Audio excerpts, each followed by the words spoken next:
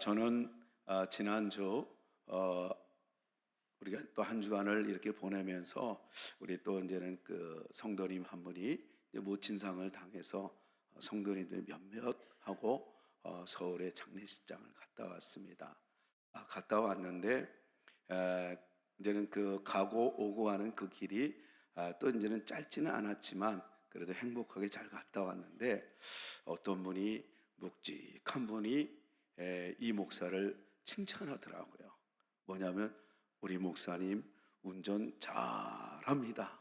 그랬대요. 그래서 내가 얼마나 기분이 좋았는지 이게 그래서 행복했는데 가만히 하나님이 그분을 통해서 들려주시는 음성이 있었어요. 그래서 흐뭇하면서도 감사하면서도 운행을 잘 갔다 왔구나. 그러면서도 또 하나는 뭐냐면 영적으로 우리 성도들을 정말 천국 가는 그날까지 잘 안전 운행을 해야 되겠다. 그런 마음이 들더라고요.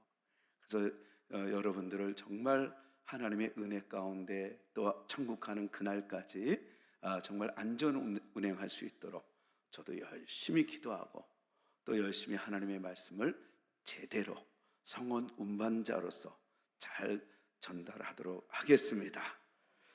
오늘 이 본문 말씀을 보면 이 사도 바울은 빌립보서는 사실은 옥중서신이라 그래서 사도 바울이 줄곧 그 기쁨을 이야기하고 격려의 말씀인데 그게 이 옥중서신으로서 이게 가능할까? 왜냐하면 옛날 감옥이라는 것은 사실은 죄인들이 가는 것 아니겠습니까? 근데 사도 바울은 죄가 없었어요. 딱 하나 감옥에 들어간 이유는 복음을 전했다는 거예요. 예수 그리스도를 정말 하나님의 아들이고 우리의 인생의 구세주라는 그 선포 때문에 결국은 이 억울함을 당해요. 그러니까 우리는 이렇게 이야기할 수 있죠. 사도 바울은 얼마든지 주님을 위해서 살던 사람이고 그리고 나도 주님을 위해서 살려고 했고 또 여전히 내가 부끄러움 없이 여기까지 왔는데 형통한 길은커녕 이렇게 감옥으로 나를 치닫게 만들면 되겠느냐, 이런저런 이 이유로 얼마든지 우리는 불평 불만을 가질 수 있는 것 아니겠습니까? 근데 사도 바울은 전혀 그렇지 않아요. 오히려 그는 감옥 안에 있든 감옥 바깥에 자유인이든 상관없이 늘 주 안에서 자기는 자유하고 있다고 얘기해요. 그러면서 오히려 매인바된 자기 스스로가 자유인인 이 면회자들 또 이 빌립보 교인들 염려하는 그것을 알고 오히려 그 자유인을 역설적으로 위로하고 격려해요. 그 말씀이 사실은 이 빌립보서 1장서부터 4장까지의 내용의 말씀입니다. 이건 줄곧 기뻐하라, 힘내라, 걱정하지 마라 하면서 우리 주님을 닮아가는데 집중해라. 이제 그런 격려 내용이 이 빌립보고 또한 오늘 이 내용도 역시 마찬가지입니다. 이 빌립보 교회 안에 우리가 18절 19절 말씀처럼 십자가의 원수들이 있었나 봅니다. 그러니까 교회는 나오는데 결국은 그리스도의 십자가의 원수로 행하는 자, 아주 과격한 말로 사도 바울은 이야기를 해요. 그래서 얼마나 속상했던지 그는 내가 여러 번 너희에게 말하였거니와 이제도 눈물을 흘리며 말하노니 그래요. 그러면서 여러 사람이 그리스도의 십자가의 원수로 행하느니라 라고 얘기하는데 그러니까 교회 안에도 모양은 교회에 있지만은 예수를 믿는 듯 하지만 행위는 그런 것 같지만 속으로는 십자가의 원수 같은 사람이 있었다. 그래서 슬픈 내가 마음이 너무 슬프다라고 얘기했는데 여기서는 그의 본질이 슬프다는 게 아니라 그렇게 교회 안에 들어왔는데도 여전히 은혜를 모르고 세상의 멸망의 길로 걸어가는 사람들을 보니까 마음이 아프다라는 거예요. 근데 본질적인 이 본문은 그렇지만 우리는 누군지를 아니? 하고 걱정하지 마. 내가 너희들을 끝까지 내가 제대로 안내했고 또 앞으로도 계속 내가 안내할 거야. 너희들은 이렇게만 하면 돼. 그 말씀이 이제 오늘 내용의 말씀입니다. 여러분도 오늘도 말씀을 잘 듣고 여러분들의 인생의 끝자락에 여러분 가만히 여러분 저 앞에 내일을 한번 보세요. 내일을 보면 그 내일이 여러분 십자가가 보이면 저는 제대로 여러분들을 인도한 거예요. 안전 운행을 한 겁니다.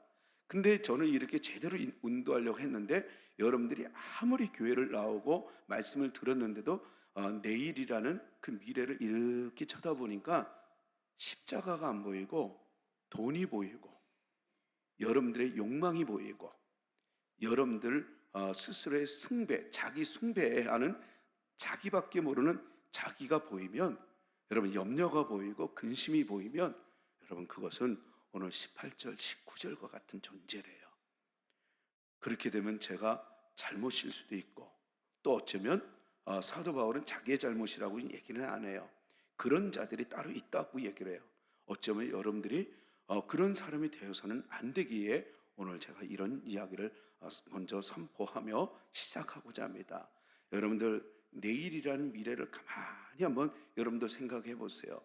내일은 나는 어떻게 될까 해서 여러분들이 내일을 준비하는 그 미래가 늘 언제나 십자가가 보이게 되기를 축복합니다. 천국이 보이게 되기를 바랍니다. 그래서 여러분들은 언제나 누구인가라는 이 아이덴티티, 이 정체성이 분명해야 돼요. 나는 하늘의 사람이야. 나는 하나님의 사람이야. 나는 예수의 사람이야 라고 여러분들 선포하며 분명한 그런 자부심으로 살아가게 되면 현실은 분명히 내가 원하지 않는 어떤 일들이 일어날 수 있어요. 그런데 내일을 바라보면 미소를 지을 수 있답니다. 왜냐하면 내일은 우리 하나님이 보이고 내 미래에 축복이 보이고 그리고 오늘보다 더 나은 내일이 보이면 그 사람은 웃을 수가 있습니다. 그래서 우리는 분명히 하나님이든 세상이든 둘 중에 하나를 선택할 수 있는 지혜가 있어야 돼요. 왜냐하면 성경은 두 주인을 섬길 수 없다라고 얘기를 했어요. 역시 우리도 마찬가지죠. 그러니까는 이 찰스 스펄전 목사님은 이렇게 선포합니다. 오 그리스도인들이요, 당신들이 아직도 세상이 친구로 보입니까? 만약 보인다면 당신은 분명 하나님의 친구는 아닐 것입니다. 이래요. 하나님이 친구는 아닐 거라고 얘기해요. 여러분들은 어떻게 생각해요? 우리는 하나님도 친구, 세상도 친구라고 여겨집니까? 그 중간 지대는 없다는 거예요. 그래서 우리는 언제나 항상 세상 속에서 유혹을 할 수 있는 그런 단어 중에 하나가 타협이라는 단어 아니겠습니까? 그래서 이 타협이라는 것은 세상과 하나님 사이에 적당히 오고 가는 그런 일들을 얘기해요. 그래서 이 세상을 따라가는 것은 아주 쉬워요. 마치 강물이 쭉 흘러가는데 그냥 내어 던지면 편안하게 살듯이. 하지만 그리스도인들은 세상과 하나님 중 반드시 하나를 선택해야 된다는 걸 잊지 마십시오. 오늘 본문이 그걸 이야기를 해요. 우리는 세상 일을 하고 세상의 사람이 아니라는 거예요. 우리는 분명히 세상에 있지만 하나님의 사람, 하늘의 사람, 세상에 있지만 세상에 끌려가거나 세상에 패배하는 자가 아니라 세상을 이기는 자라고 얘기하고 있어요. 그래서 이겨나가야 된다는 거예요. 얼마든지 이길 수 있는 은혜가 우리에게 있다는 거예요. 그래서 세상에서 가장 잘 사는 행복한 모습을 보여주는 세상 사람들을 구원해내는 구원의 이정표로 살아야 한다라고 얘기하고 있어요. 그래서 선택에는 중립이 있을 수 있다, 없다고 얘기하는 겁니다. 그래서 우리는 세상에 제시하는 수많은 이 설득에 분명히 아니요, no, 확고한 이 신앙 고백을 드러내야 합니다. 그래서 신앙 고백은 자기 자신이 어느 표현에 속해 있는지 누구의 사람인지 명확히 밝히는 것이 바로 이 신앙 고백 아니겠습니까? 그래서 삶의 현장에서 우리가 누구에게 속해 있는지 주저함 없이 선택하며 또 외쳐야 할 것입니다. 나는 하나님의 사람입니다. 여러분, 이게 신앙입니다. 이거는 세상을 향하여 아니요라고 말할 수 있는, 망설임 없이 외칠 수 있는 우리 모두 되십시다. 그래서 모든 것을 주관하시고 통치하시는 하나님 편에 서서 세상을 돌파해 나가는, 이번 주에도 승리해 나가는 우리 모두 되십시다. 다시 한번 오늘 이 본문으로 돌아가 보면 여러분 18절, 19절을 먼저 보겠습니다. 빌립보 교회 안에도 이런 사람이 있어서 사도 바울은 너무나 슬펐대요. 우리 한번 보십시다. 시작. 내가 여러 번 너희에게 말하였거니와 이제도 눈물을 흘리며 말하노니 여러 사람들이 그리스도의 십자가의 원수로 행한, 십자가의 원수라는 과격한 말을 써요. 사실은 사도 바울이 십자가의 원수라는 이런 과격한 말을 쓴 적이 없어요. 오늘 본문에만 역시 마찬가지예요.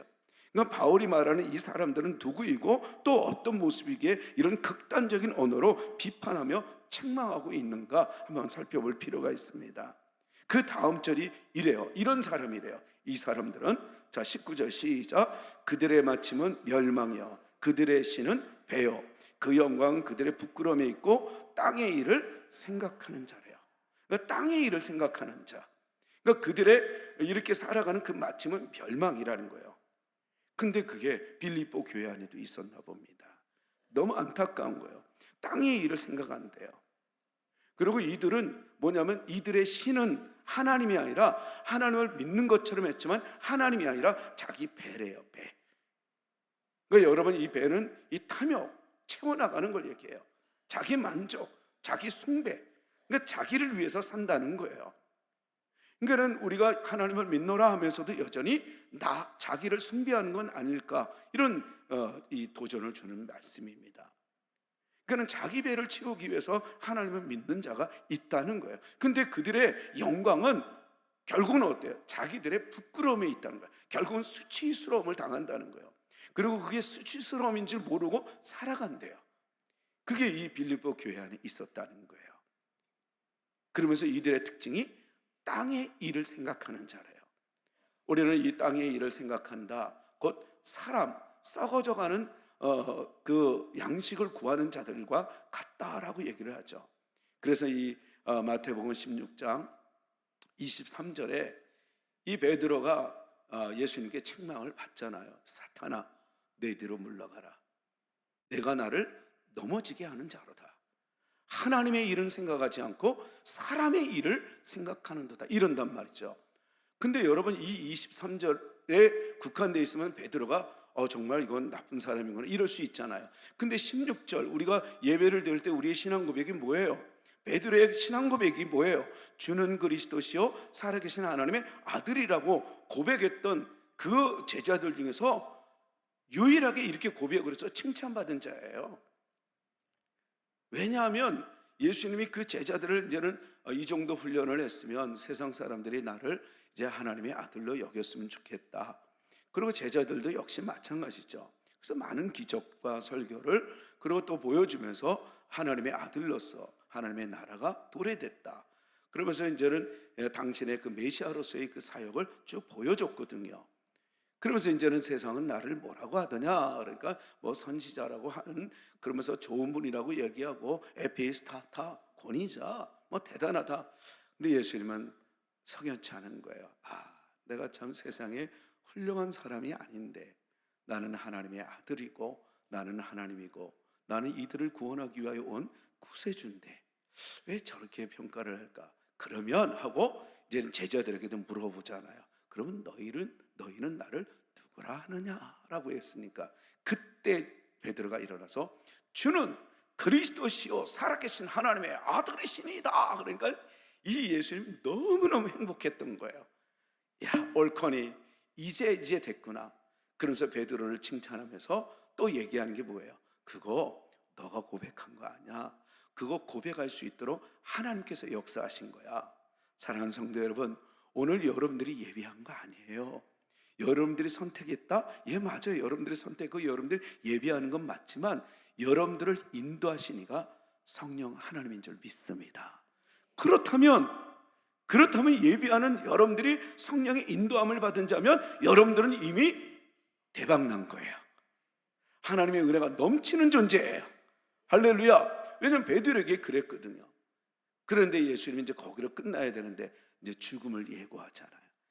그러니까 죽을 거라고 얘기하니까 베드로가 그때 이제는 주는 그리스도의 성령 충만하고 하나님의 일을 생각할 만한 그 베드로가 지금 돌아가신다고? 그럼 돌아가시면 나는 여태껏 따라온 건 뭐야? 여러분, 이 신앙의 딜레마가 이래요. 나 열심히 기도한 것 같은데 왜 이 모양이야? 이럴 수 있거든요. 그러니까 베드로가 안 된다고 얘기해요. 그럼 나 여태껏 따라온 내 인생은 이건 뭐야? 안 됩니다. 그러니까 그때 바로 예수님이 사탄아 그랬던 거예요. 여러분, 사탄은 베드로가 칭찬도 받았지만 사탄 취급을 받았던 이유 중에 하나가 뭐예요? 예수님을 넘어지게 하는 자, 사탄. 그리고 또 특징이 뭐예요? 하나님의 일을 생각하지 않고 사람의 일로 예수님을 따르고, 여러분들의 일, 여러분들의 그 자기의 숭배를 위해서 이 시간에 예배를 드리는 자가, 이게 바로 이게 사탄의 이 뒤에서 배후 조정이 있는 거라고 얘기하는 거예요. 얼마나 이 무서운 얘기인지 몰라요. 그러면서 예수를 믿어도 예수님이 없는 것처럼 행동하는 사람들이 있다는 거예요.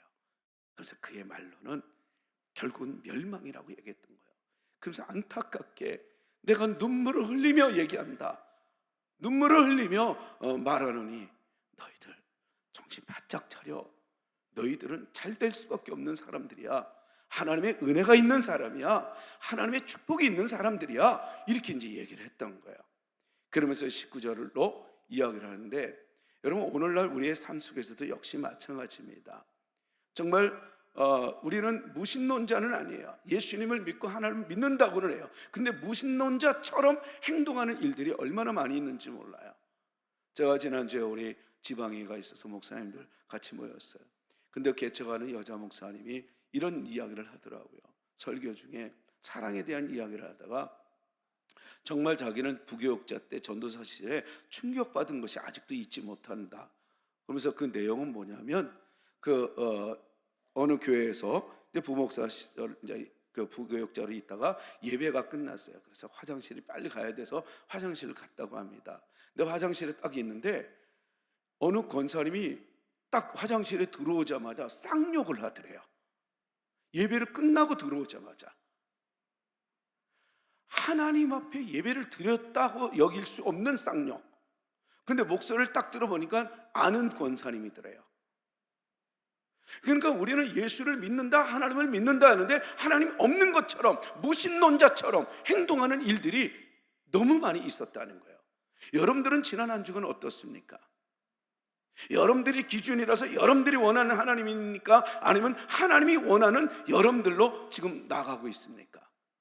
아니면 하나님을 믿는데 여전히 내 배, 나의 신은 내 배가 되는 거예요. 하나님이 아니라. 그런 일들이 교회마다 많이 있었다는 거예요. 어떻게 예배를 드리자마자 아무리 기분이 나쁘고 그래도 어떻게 그렇게 하나님이 없는 것처럼 행동할 수 있느냐는 거죠. 이런 일들이 너무 많이 있어요. 인생의 허무한 그 삶을 살다 보면 이 목표가 없고 하나님의 그 은혜가 없으면 사람들은 막연히 살다 보면 별의별 그런 일들이 많이 있어요. 배반이 많고 배신이 많고 좌절이, 그 삶 자체가 정말 절망이죠. 이 막연히 살아가는 어떤 인간의 이 수명에 대한 재미있는 이야기인데, 참고로 1부 때 웃지는 않더라고요. 그래도 제가 준비한 거니까 좀 재밌게 좀 들어주세요. 사람이 왜 85년을 사는지 아느냐, 그런 내용인데, 이 하나님이 천지를 창조하시고 이제 짐승들을 쫙 만들었는데 이제 어느 날 이 소에게 너는 내 자식과 같은 이 사람들을 잘 위해서 일하고 열심히 살려 한 60년만 살아라. 그러니까 소가 그렇게 살 바에는 그냥 절반 툭 잘라갖고 30년만 살면 안 돼요. 그래요, 그럼 그렇게 해. 그랬어요. 그러더니 또 이제는 개가 딱 있는 거야. 얘야, 멍멍아, 너는 30년만 살아서 너 집주인을 사람들을 잘 지켜주렴. 그러니까 이 개도 그냥 그렇게 할 바에는 절반 뚝 자르고 15년만 살게 해달라고. 그럼 그렇게 해라. 근데 원숭이가 따와있어요. 원숭이 그래요.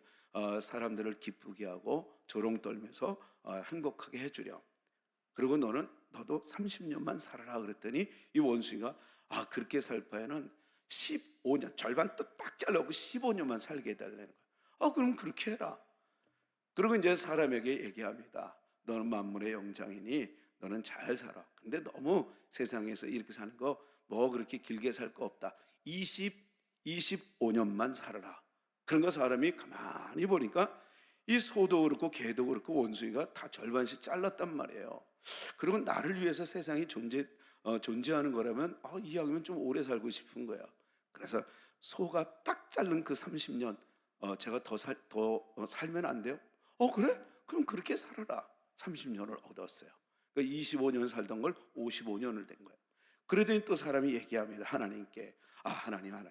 그러면 개에게 또 절반 딱 자른 그 15년 내가 더 살면 안 돼요? 그래, 그럼 그렇게 해. 그래서 이제는 70년을 살게 돼요. 그러고 나서는 이제는 또 원숭이가 또 절반 뚝 자른 거, 그것도 내가 살면 안 돼. 그러니까 그럼 그렇게 해라. 그래서 이제 85년을 살게 됐답니다. 근데 이 85년을 살면서 이 사람들의 이 모습을 보니까 그러더랍니다. 25년은 그냥 되는 대로 그냥 열심히 그냥 사는 거죠. 뭐 그렇게 그냥 대단한 인생을 알겠어요. 젊은 나날을 그렇게 보내요. 그러고 이제는 한 30대쯤 됐을까요? 이제 열심히 사는 거예요. 근데 소처럼 열심히 살아갖고 이제는 50대가 되고 60대가 됩니다. 이제 직장을 관둬요. 직장을 관두다 보면 이제는 뭐예요? 퇴직하고 나서는 집을 잘 보는, 이 개가 준 그 15년을 그 집을 잘 보는, 이제는 그렇게 삶을 산대요. 그러더니 결국은 또 이 개처럼 살다가 집 지키다가 이제는 나이가 먹고 손주들이 이제 잘 자라나고 그러다 보니까 이제 원숭이처럼 15년 동안 재롱 떨다가 인생을 마감하는 게 사람의 모습이다. 이런 이걸 보면서 나 진짜 그럴 듯하지만 너무 슬퍼요. 너무 막연한 것 같아요. 내가 하나님을 안 믿었더라면 진짜 이렇게 살 뻔했구나. 내 그런 생각이 들더라고요. 여러분, 우리는 그렇게 사는 존재가 아니에요. 우리에게는 참된 행복은 여러분 거기에 있지 않아요. 언제나 하나님을 만나고 하나님의 은혜가 있고 하나님의 인도하심을 느끼는 그 사람이야말로 가장 행복한 존재가 될 줄로 믿습니다. 여러분, 참된 행복이 뭔지 아세요? 이 전문가들은 이 도박 중독의 위험성이 돈을 잃는 것도 있지만은 사실 더 큰 건 뭔지 아세요? 일상의 행복을 깨트리는 거래요. 다시 말해서 이 갑자기 일확천금을 얻게 되면 처음에는 큰 행복을 느끼는 것 같지만 더 이상 평범한 일상의 행복을 느끼지 못하는 게 그들의 특징이래요. 그러니까 일터에서의 그 수고, 그리고 가족 간의 그 정겨운 식사, 그리고 저녁 자녀들과의 그 놀이, 땀의 그 보상들, 이 모든 것은 사라지고 결국 파국에 이르는 게 그들의 특징이래요. 그래서 이 올해 트렌드 코리아 2025년이라는 그 세미나에서 가장 중요한 올해 키워드가 뭔지 아세요? 우리 한번 따라해 보세요. 아보하. 시작. 이 아보하라는 단어래요. 이건 바로 뭐냐면 아주 보통의 하루. 아보하. 다시 말해서 올해는 그런 이 줄임말을 잊지 말라는 거예요. 어떤 일이 있어도 삶의 행복은 지극히 평범한 속에서 일어난다는 거예요. 그러니까 알고 보니까 지극히 평범한 것들 때문에 우리는 지금 잘 살고 있는 거예요. 그런데 그런 줄 모르고 일확천금 큰 거를 얻으려고 하다 보면 이 작은 것들을 놓쳐서 불행에 빠질 수 있다라는 얘기예요. 그래서 올 2025년 시작하는 이 새해에 이들이 가리키는 이 트렌드, 이 키워드는 아보하였어요. 아주 보통의 하루를 즐기자. 저는 여러분들 하나님을 만난 사람들이 이런 참된 행복을 경험하게 됩니다. 작은 일에도 감사하고 작은 일에도 하나님께 영광 돌리는 그런 사람은 그리스도인들밖에 없어요. 아침에 눈을 떠도 기뻐할 수 있는 사람, 그리고 저녁에도 이제는 하루를 마치고 잠잘 쯤 됐을 때 아주 작은 것도 놓치지 않고 하나님 그때 그거 이렇게 도와주셔서 너무 고맙습니다, 이렇게 이야기할 수 있는 크리스찬, 그 그리스도인이 바로 저와 여러분들이 되기를 진심으로 축복합니다. 그래서 그 행복이라는 송경민 목사의 그 작사를 보면 이렇지 않습니까? 화려하지 않아도 정결하게 사는 삶, 가진 것이 적어도 감사하며 사는 삶, 내게 주신 작은 힘 나눠주며 사는 삶, 이것이 나의 삶의 행복이라오. 작은 것에 행복을 경험할 수 있는 우리 모두 됩시다. 오늘 이 본문 말씀에 이런 이 아주 위험한 사람들이 교회 안에 있는가 하면 그들을 위해서 이제는 그들을 이제는 경계하고, 그리고 그들 속에 믿음으로 잘 자라나는 이 그리스도인들을, 이 빌립보 성도들을 이렇게 이제는 격려하려고 17절을 이렇게 시작을 합니다. 형제들아, 너희는 함께 누구를 본받으라? 나를 본받으라 그랬던 거예요. 그러니까 이런 어려움 속에 있는 사람들이 있는가 하면 나를 본받으라 그러면서 이들을 지키고 제대로 인도하려고 이제는 얘기를 합니다.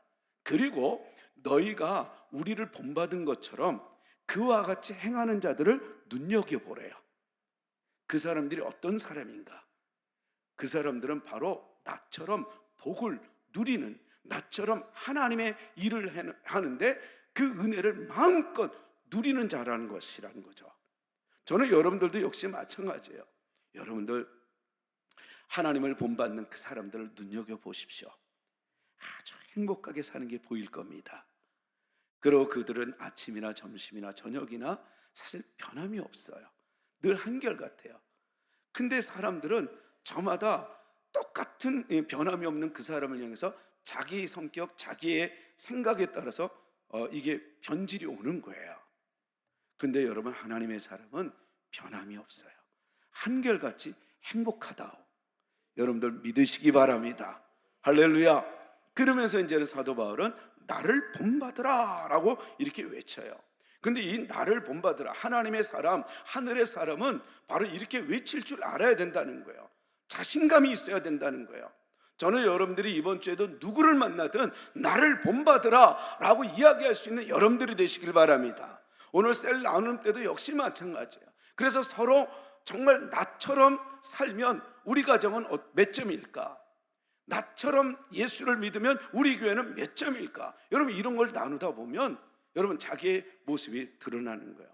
그래서 약하면 다시 한번 회복하고, 그리고 정말 나 스스로가 자부심이 있으면 그대로 유지를 잘할 수 있는 여러분들이 되시기를 축복합니다. 그래서 나를 본받으래요, 사도 바울은. 이렇게 살면 무조건 된다는 거예요. 근데 이렇게 살면 된다는 그 첫 번째 사도 바울의 전 성경의 그의 그 삶의 행보를 보면 세 가지의 모습을 볼 수가 있어요. 하나는 바울의 승리감이에요. 바울의 그 승리에 대한 이 성취감, 이 은혜. 그래서 고린도후서 4장 이게 8절에서 10절 말씀에 사도 바울이 그랬다는 거예요. 내가 우겨쌈을 받았다는 거예요. 받아도 받는데 보니까 쌓이지 않더라. 내가 사람들한테 버림도 받아봤대요. 근데 알고 보니까 버려지지 않더라. 내가 박해도 받아봤다는 거예요. 근데 그거 죽지 않더라. 그리고 자기가 언제나 항상 이 사람들한테 제대로 복음을 전하는 것 같은데 딱 나를 내치더라. 근데 나는 거꾸로 트림을 당하지 않더라. 그러니까 결국은 이래도 맞고 저래도 맞아봤지만 결국은 하나님이 함께하는 사람, 하나님을 바라보고 하나님을 믿는 사람은 결국은 우겨쌈을 당하여도 쌓이지 않고, 그리고 또한 답답한 일을 당하여도 낙심하지 않게 되더라는 거예요. 버림받아도 쓰러지지 않는 게, 거꾸로 트림을 당하지 않는 게 바로 그리스도인들이래요. 자기 자신을 얘기해요. 그러면서 자기는 언제나 승리자였고 언제나 하나님의 은혜가 있는 자라는 거예요. 저는 여러분들이 이번 주에도 어떤 삶을 살아도 사람들이 여러분들을 억울하게 하고 여러분들을 거꾸로 트린다고 할지라도 여러분들은 결국 거꾸로지지 않습니다. 여러분들 억울함 속에서 쌓여오고 또 고난 속에서 이렇게 딱 싸매는 것 같아도 여러분들은 툭 털고 일어나게 될 줄로 믿습니다. 사도 바울이 그런 나를 본받으래요. 그리고 두 번째, 이 사도 바울은 자기의 자랑이 있다는 거예요. 자랑. 그러면서 고린도후서 11장 16절에서 30절까지 그렇게 자랑을 하는 거예요. 그러면서 내가 자랑을 하는데 좀 어리석게 보일지는 몰라도 너희들 이해해라. 내가 이것을 꼭 자랑하고 또 자랑하노니 라고 하는 자기의 자랑이 있대요. 여러분, 자랑이라는 건 뭐냐면 어떤 일을 성취할 때 만족하고 그것을 사람들에게 알리고 싶은 마음 아니겠어요? 이게 자랑이에요. 근데 우리들은 이 자랑을 사실은 하면 위험해요. 사람들은 우리가 내 자랑, 내 뭐 어떤 일들은 사실은 그 자랑 안 듣거든요. 그래서 근데 사도 바울은 자랑할 게 있대요. 근데 그 자랑을 얘기하면서 뭘 자랑을 해요? 자기가 고난받은 거, 억울함 당한 거, 죽을 뻔했던 거, 그리고 배를 타고 가는데 이 배가 파손돼서 일이 꼬이는 것들, 행하는 일마다 하나님을 위해서 살려고 애를 쓰는데 계속 꼬이고 또 꼬이고 억울함 당하고 또 당하고 강도도 만나고 칼의 위험도 있었고 이 모든 것들을 쭉 나열을 해요. 그러면서 마지막 30절에 내가 부득불 자랑하노니, 뭘 자랑한다고 얘기해요? 나의 약한 것을 자랑하노라, 이렇게 얘기를 해요. 그러니까 사도 바울이 이 역설적 이 자랑은 뭘 얘기하냐면 내가 어떻게 하나님을 위해서 내가 이렇게 약해질 수 있을까? 내가 어떻게 하나님을 위해서 이렇게 아플 수 있어? 내가 어떻게 하나님을 위해서 내가 이렇게 억울함을 당할 수가 있어? 이것처럼 큰 은혜가 어디에 있어? 여러분, 우리가 주님을 위해서 아플 수 있고, 우리가 주님을 위해서 손해볼 수 있고, 우리가 주님을 위해서 어떤 일들을 당할 수 있다는 것은 이거는 축복인 줄 믿어야 돼요. 왜요? 그 속에 결국은 무너짐이 아니라 일어섬이 있기 때문에 그래요. 그래서 십자가의 원수들은 18절 19절은 왜 원수냐면 그들은 자기 숭배, 자기 배 채우기 위해서 존재하는 거예요. 그런데 예수님이 제자들을 향하여 궁극적, 이 제자들의 그 제자도의 핵심이 뭐예요? 자기를 부인하고 제 십자가를 지고 나를 따를 것이니라 이랬어요. 왜 그랬을까요? 왜 자기를 부인해야 돼요? 그 자기를 부인하지 않으면 그 자기가 자기의 인생을 망하게 만들었잖아요. 여러분들 스스로가 선택하고 여러분들 스스로가 존중하는 그런 자기라는 그 자기는 여러분 결국 멸망의 길로 인도하는 존재라는 걸 잊어서는 안 돼요. 그래서 예수님이 뭐라고 하냐면 부인하라는 거예요. 자기를 부인하라. 그리고 십자가를 지라는 이유는 뭐냐면 십자가를 져야지만 뭐가 있다고요?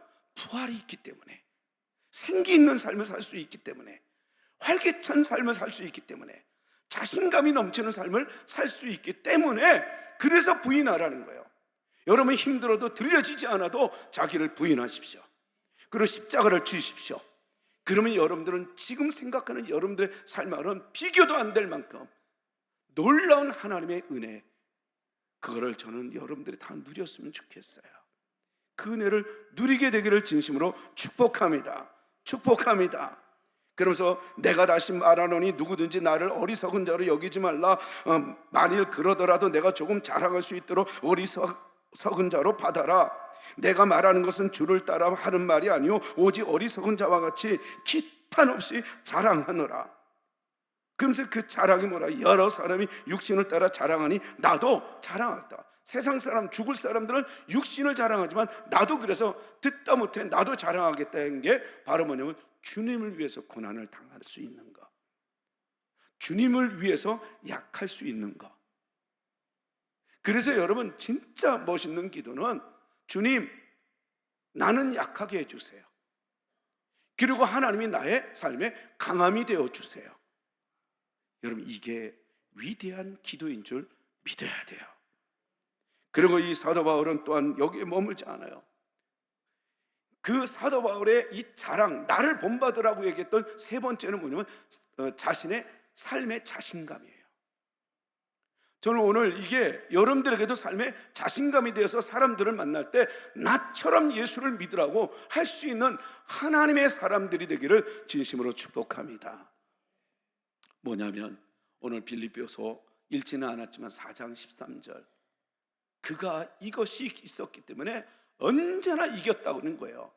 그 삶의 자신감, 그 자신의 그 삶의 가장 큰 능력이 바로 뭐예요? 내게 능력 주시는 자 안에서 내가 모든 것을 할 수 있느니라 그래요. 여러분 이게 그리스도인들의 파워예요. 이게 그리스도인들의 이 자부심이에요. 자신감입니다. 우리는 못해요. 그러나 내게 능력 주시는 자 안에서는 우리는 모든 것을 할 수 있습니다. 할 수 있어야 되는 거예요. 사도 바울은 이걸 외친 거예요.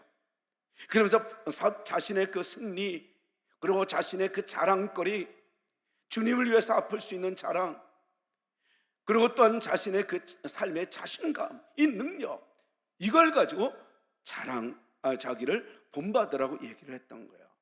그러면서 그는 뭐라고 얘기해요? 20절에 이 죽어가는 이 사람들을 이야기하고, 그러나 우리의 시민권은 하늘에 있는지라 그래요. 다시 말해서 우리는 땅에 있지만 우리는 하늘의 시민권자들이라는 거예요. 여러분, 이 시민권이라는 것은 뭘 얘기하냐면 그 나라의, 그 도시의 그 권리와 특권을 주어진 자를 얘기해요. 그러니까 여러분, 오늘 예배하는 우리는 하늘의 이 특권과 권리가 있는 자임을 믿어야 돼요. 그리고 그 나라의 보호가 있는 거예요.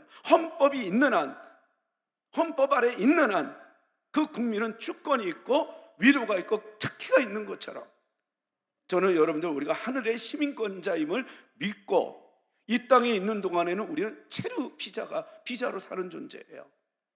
우리는 이 땅에 체류비자로 살아가는 존재인데 영원할 것처럼, 그래서 죽음 앞에 딱 도달했을 때는 불안해서 살아가는 존재이어서는 안 된다는 거예요.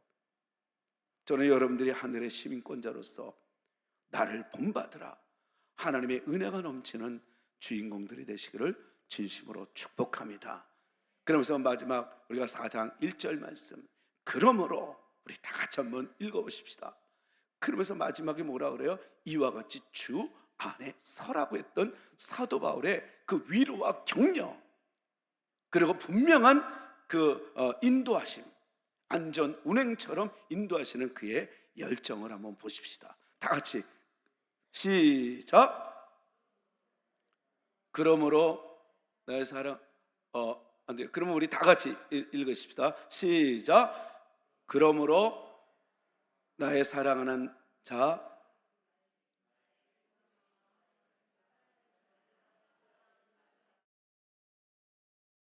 할렐루야. 그러니까 여러분, 사랑하고 사모하는 형제들, 그 다음에 나의 기쁨이요 면류관인 뭐예요? 사랑하는 자들아. 예수님이 이들을 보면 자기의 기쁨이고 면류관이래요. 그러면서 이와 같이 주 안에 서라. 그러면 반드시 하나님이 여러분들을 지킨다. 걱정하지 마. 어떤 상황이 있어도 두려워하지 마. 주 안에 서. 그럼 나를 본받아. 그러면 너희들은 다 이길 수 있어. 너희들은 그것을 기필코 승리할 수 있어. 이 말씀이었던 거예요. 저는 오늘 이렇게 여러분 말씀을 마무리하고 싶어요. 여러분, 어떤 상황에 와도 하늘의 시민권자로서 살 때 어느 것도, 그리고 무엇도, 어떤 상황도, 어떤 사람도, 어떤 질병도 여러분들을 해할 수 없습니다. 하나님의 그 주권과 통치 아래에 있는 한 사도 바울이 거꾸로 팀을 당해도 쌓이지 않았대요. 그러듯 여러분들을 하나님은 보호해 주실 겁니다. 걱정하지 마십시오. 걱정하지 마십시오. 저는 이 말씀을 어제 들으면서 갑자기 이런 생각이 딱, 이런 전문 용어, 쫄지 마. 그래서 제가 이거를 어학사전을 찾아봤어요. 야, 이 전문 용어를 써도 되나 하고 딱 보니까 진짜로 그게 있더라고요. 이 비속어가 아니더라고요. 근데 원래는 졸지 마래요. 졸지 마. 근데 쫄지 마는 좀 더 강하게 이렇게 어필하기 위해서 쓰는 내용이다, 이렇게 이제 나오더라고요. 여러분, 우리는 이번 주에 살 때 어떤 상황에서도 하늘의 시민권자로서, 그리고 사도 바울이 나를 본받으라고 했던 그 본받음이 가슴에 있는 한 여러분 쫄지 마십시오. 걱정하지 마십시오. 두려워하지 마십시오. 여러분, 다윗은 하나님의 기름 부음을 받고 그 은혜를 가지고 살아가다가 결국은 시글락에서 정말 마지못해 억울함 당하고, 그 다음에 그 시글락이 어디예요? 블레셋 땅이에요. 근데 그 아기스와 더불어 이제 전쟁터에 이제 누구랑 싸워야 돼요? 이스라엘과 싸워야 될 그런 아주 위험한 그런 그 위기에 있었는데 하나님의 간섭으로 싸우지 않게 돼요. 그 이스라엘을 쳤어봐요, 다윗이. 말도 안 되잖아요. 그 어려운 일들은 하나하나 하나님이 그걸 피할 수 있도록 길을 열어줘요. 그러니까 아기스가 이제는 너 정말 이스라엘의 군대 장관으로 있었지만 지금 나한테 들어온 거야? 망명한 거지? 네. 그러면 이번에 우리 싸움 덜어 가자. 그러니까 이게 속으로는 이거 난리가 난 거예요. 큰일 난 거예요. 걱정하는 거예요. 야, 내가 내 민족을 칠 수는 없는데 어떡하지? 그랬는데 하나님의 간섭 보십시오. 여러분, 어떤 일이 당해도요, 기도하십시오. 기도하면 됩니다. 하나님을 의지하면 됩니다. 왜냐하면 딱 있는데 그 부하들이, 이 아기스 왕 블레셋 이 왕의 부하들이 가만히 보니까 이 다윗이 불안하거든요. 저거 우리랑 싸우는 척하면서 결국 우리를 칠 수도 있어. 워낙 능력이 대단하니까. 그러니까 하는 소리가 저 사람 뺍시다. 안 되겠어요. 뺍시다. 그러니까 아기스가 그냥 마지못해 그래 그러면 너는 그냥 전쟁터에 나가지 마라. 누가 지금 간섭하는 거예요? 하나님이 빼주는 거예요. 억울함 속에서도 빼주고 위험 속에서도 빼주시는 하나님. 그러고 나서 이제 시글락에서 딱 있는데 그만 그 어려움을 당하잖아요. 자기 아내도 뺏기고 그다음에 같이 거느렸던 그 사람들이 다 몽땅 나쁜 놈들이 불량배들이 와서 다 가져간 거예요. 그러니까 사람들이 이 다윗을 너를 쫓아왔다니 결국 이 꼴이 뭐야? 돌로 죽이고 싶었던 거야. 근데 그 위험 속에서 다윗이 벌벌벌 딱 떨 때 어떻게 해요? 제가 한번 읽어드릴게요. 백성들이 자녀들 때문에 마음이 슬퍼서 다윗을 돌로 치자 하니 다윗이 크게 다급하였으나 어떡하지? 다급했던 거예요. 근데 다급하였으나 그의 하나님 여호와를 힘입고 용기를 얻었더라. 여러분, 위기 속에 있을 때 하나님은 말씀하십니다. 내가 있잖아. 걱정하지 마. 내가 있잖아. 그리고 그 위기의 시글락이 이제는 전쟁터에서 승리의 시글락이 되어 잔치집이 되지 않습니까? 여러분, 어떤 상황이 와도 내가 있잖아. 주님의 이 음성을 듣게 되기를 바랍니다. 걱정하지 마. 마지막으로 이 예가 있습니다. 우리 여기 지휘자 우리 김연아 집사님 그 부친 되시는 장로님 이야기예요. 그러니까 이제 더 자세한 내용은 나중에 우리 김연아 집사님의 간증을 들으시면 좋을 듯 싶어요. 이 끝마무리에 아주 좋은 예와 같아요. 어느 날 이 아내가 아파서 병원에 갔는데 이 자궁암 말기 그것도 이미 너무 늦은 거예요. 그래서 이제 병원에서는 수술을 하나만 하다. 그러니까 차라리 맛있는 거를 이렇게 먹이고 남은 여생을 평안하게 이렇게 보내게 하라. 또 다른 병원도 가요. 역시 마찬가지예요. 그래서 이제는 이 장로님이 이제 목사님한테 이야기하고, 근데 지금은 이제 원로 목사님이시지만 그때 그 담임 목사님이 이제 그러더랍니다. 아니, 수술하자. 수술시켜. 그러니까 감동이 왔나 봅니다. 그러니까 저 또한 역시 마찬가지예요. 내 자녀들이나 내 말에 신뢰하는 사람한테는 내가 강하게 오면 아니야, 이번에 이거 하자 이럴 텐데 그게 아니면은 여러분들한테 저는 기껏 해야 이랬을 것 같아요. 많이 힘드시죠? 그래요. 뭐 어쩔 수 없죠. 우리 기도합시다. 그리고 위로하고 격려 정도는 하지 않았을까? 아주 그랬을 수도 있어요. 그러니까 저는 자신감이 없었을 것 같아요. 근데 이 목사님은 아니야, 수술시켜. 그래갖고 할 수 없이 이 의사들도 안 하는 게 낫다고 했는데 할 수 없이 이제 하게 된 거예요. 그러다 이제 수술 시간이 돼서 이 장로님이 기도하는 시간을 찾았는데 그 기도 옥상에 올라간 거예요. 할 데가 없으니까. 그리고 그 옥상에서 무릎을 꿇고 딱 기도하는데 갑자기 번개가 팍 치듯. 그래서 이제 기도하고 나서 이제는 수술 어떻게 됐나 하고 일어나서 딱 보니까 그 바닥이 이렇게 흥건히 젖어 있더래요. 그 기도했던 그 자리가.